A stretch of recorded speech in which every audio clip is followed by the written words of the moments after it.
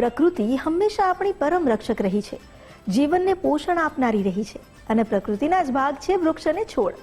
આજે એ જાણીએ કે વાસ્તુ અને જ્યોતિષ પ્રમાણે કયા વૃક્ષ અને છોડ લગાવવા આપણા માટે લાભકારી રહી શકે કે જેનાથી જીવનમાં સુખ, શાંતિ અને સમૃદ્ધિ આવે.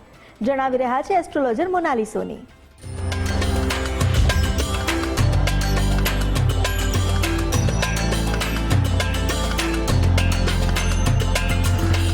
નમસ્કાર, આધ્યાત્મિક મહાશક્તિમાં હું મોનાલી સોની આપ સૌનું સ્વાગત કરું છું. આજે આપણે વાત કરી રહ્યા છીએ કે જ્યોતિષ શાસ્ત્રમાં એવા તો કયા પ્લાન્ટ્સ છે, કયા છોડ છે જે ઘરમાં રાખવા ખૂબ જ શુભ માનવામાં આવે છે. સાથે સાથે એવા તો કયા છોડ અને પ્લાન્ટ જે છે તે ઘરમાં ન રાખવું જોઈએ, તેના કારણે ક્યાંક ને ક્યાંક અશુભ પ્રભાવ પણ ઘર પર આવી પડતો હોય છે. જ્યોતિષ શાસ્ત્રમાં આમ તો વનસ્પતિ શાસ્ત્રને ખૂબ જ મહત્વ આપવામાં આવ્યું છે, કારણ કે વનસ્પતિ શાસ્ત્ર દ્વારા અલગ અલગ ગ્રહોના ઉપાયો કરીને પણ વ્યક્તિ સુખ અને સમૃદ્ધિને પ્રાપ્ત કરી શકે છે. ત્યારે ઘરમાં આપણે સુશોભન માટે પણ કેટલાક પ્લાન્ટ્સ છે તેને ડેકોરેશન માટે લગાવતા હોય છે. ત્યારે કેટલાક પ્લાન્ટ્સ લગાવવાનું ફળ પણ વ્યક્તિને ખૂબ જ સારું મળતું હોય છે. તે માટે અચૂકથી ઘરમાં તેવા પ્લાન્ટ્સને વાવવા જોઈએ, તેની માવજત કરવી જોઈએ. સર્વપ્રથમ તો આપણે સૌ કોઈ જાણીએ છીએ કે આપણા શાસ્ત્રો, વેદો, પુરાણોમાં પણ તુલસીનું મહત્વ ખૂબ જ છે. ઘરમાં તુલસીનો પ્લાન્ટ રાખવાથી, તેની માવજત કરવાથી, તુલસીના પ્લાન્ટની પૂજા કરવાથી પણ વ્યક્તિના જીવનમાં દરિદ્રતાનો નાશ થાય છે. અચૂકથી દરેક વ્યક્તિએ પોતાના ઘરમાં તુલસીનો પ્લાન્ટ રાખવો જોઈએ. જે ઘરમાં તુલસી માતાનો છોડ હોય છે તેમાં નિયમિત સવારે સાંજે દીવો થતો હોય, પૂજા થતી હોય તો અચૂકથી માતા લક્ષ્મીજી તે ઘરમાં નિવાસ કરે છે. સાથે સાથે શ્રી હરિ ભગવાન વિષ્ણુની પણ કૃપા પ્રાપ્ત થાય છે. માટે ઘરમાં તુલસીનો ક્યારો રાખવો ખૂબ જ શુભ હોય છે. ઘણીવાર વ્યક્તિ તે પણ પ્રશ્ન તેના મનમાં મૂંઝવતો હોય છે કે તુલસીનો પ્લાન્ટ છે તે કઈ દિશામાં રાખવો ખૂબ જ શુભ માનવામાં આવે છે અને કયા સ્થાન ઉપર તેને રાખવો જોઈએ. અચૂકથી તમે સૌ કોઈ જાણ્યું હશે કે આપણા પહેલાના જમાનામાં ઘરના આંગણામાં તુલસીનો ક્યારો વાવવામાં આવતો હતો. એવું કહેવાય છે કે સૂર્યની પ્રથમ કિરણ ઘરના ઉંબરામાં આવતી હોય અને ઘરમાં તેનો પ્રકાશ આવે છે તો તેને ખૂબ શુભ માનવામાં આવે છે. પૂર્વ દિશામાં અથવા તો ઈશાન કોણમાં એટલે કે ઉત્તર પૂર્વ ખૂણામાં તમે જો તમારો તુલસીનો ક્યારો રાખો છો તો તેને ખૂબ જ શુભ માનવામાં આવે છે. ત્યારબાદ આપણે વાત કરીએ કે જે છે જેડ પ્લાન્ટ એટલે કે જેને કૃશેલાનો પ્લાન્ટ કહેવામાં આવે છે. નાના નાના ગોળ અને જાડા ભરાવદાર પત્તાનો તે છોડ હોય છે. આ છોડને બુધ ગ્રહની સાથે સંબોધવામાં આવે છે, કારણ કે બુધ ગ્રહ જે છે તે તમારા જીવનમાં પદોન્નતિ, સફળતા આપનારો ગ્રહ છે, તક આપનારો ગ્રહ છે. માટે કૃશેલાનો જે પ્લાન્ટ છે તેને તમારા ઘરની ઉત્તર દિશામાં રાખવાથી ચોક્કસથી તમને તેનો ફાયદો થાય છે.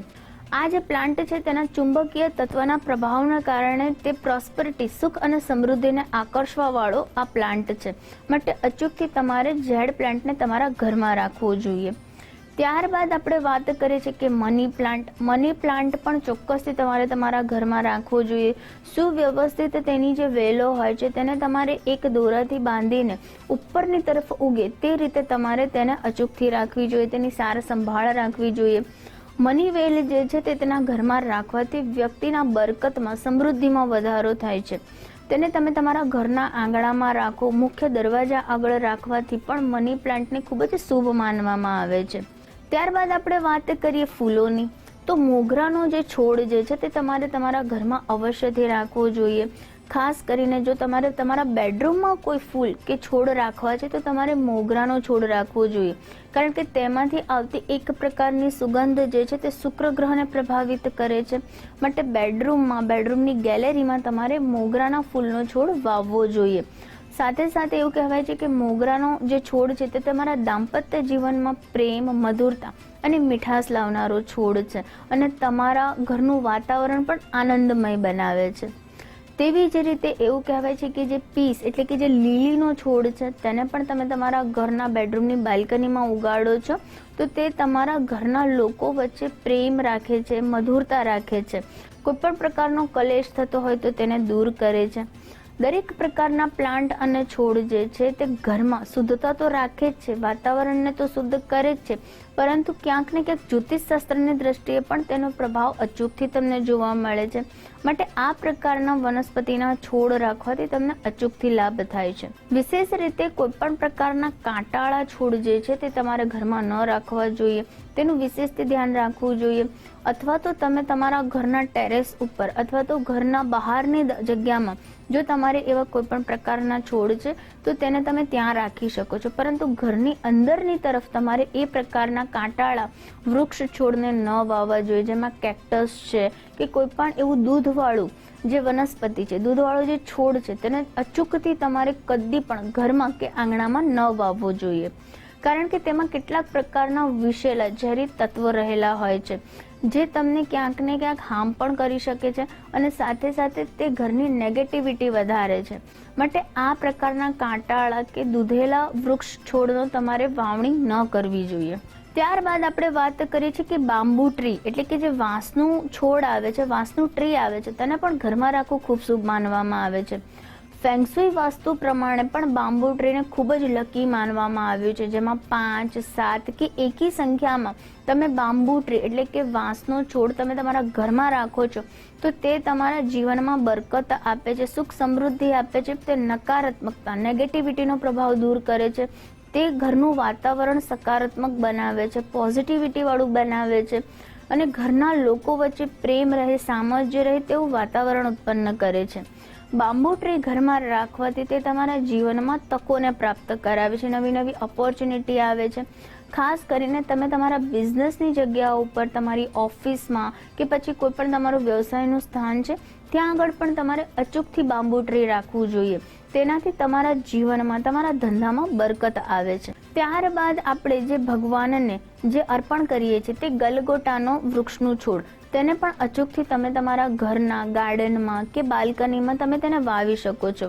ગલગોટો, જેને મેરીગોલ્ડના ફ્લાવર કહેવામાં આવે છે, જે પીળા અને કેસરી રંગના હોય છે, તેને અચૂકથી તમે તમારા ઘરના અગાસીમાં, તમારા ગાર્ડનમાં કે પછી બાલ્કનીમાં ઉછેર કરો છો તો તે એક પ્રકારની તાજગી, પોઝિટિવિટી તમારા ઘરમાં આપે છે, એક પ્રકારની પવિત્રતા આપે છે, તમારા ઘરમાં એક પ્રકારની સમૃદ્ધિ અને સકારાત્મકતા ફેલાવે છે.